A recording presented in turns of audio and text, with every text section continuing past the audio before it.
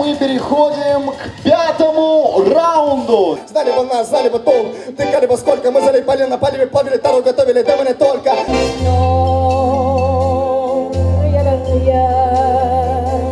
Баян и вокал, гитара и диджейский микс, курай и битбокс.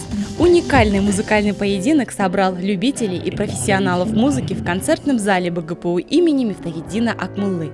Разножанровые музыканты боролись в первом музыкальном баттле «Да, музыка». По условиям проведения битвы выступления были разделены на 12 раундов. В каждом раунде два участника представляли на суд жюри и зрителей свои произведения.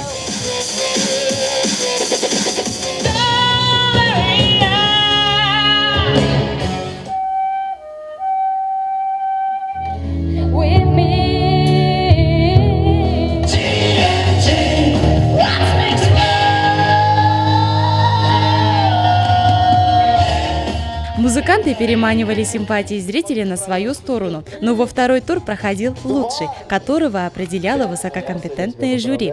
Перед знатоками музыки стояла нелегкая задача при выборе лучшего в исполнении и в профессионализме.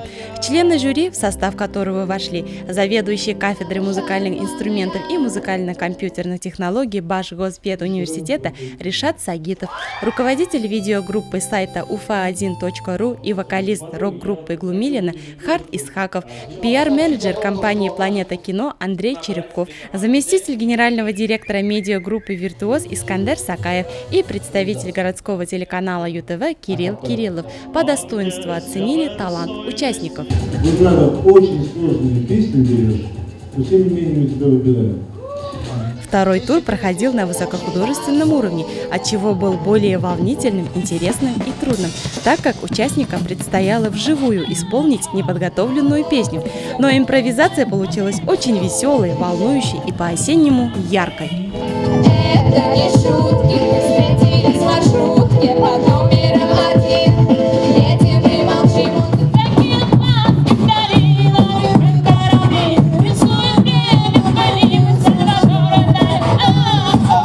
Я участвую в таком конкурсе впервые, поэтому у меня эмоции просто зашкаливают. Все круто, классно, все понравилось.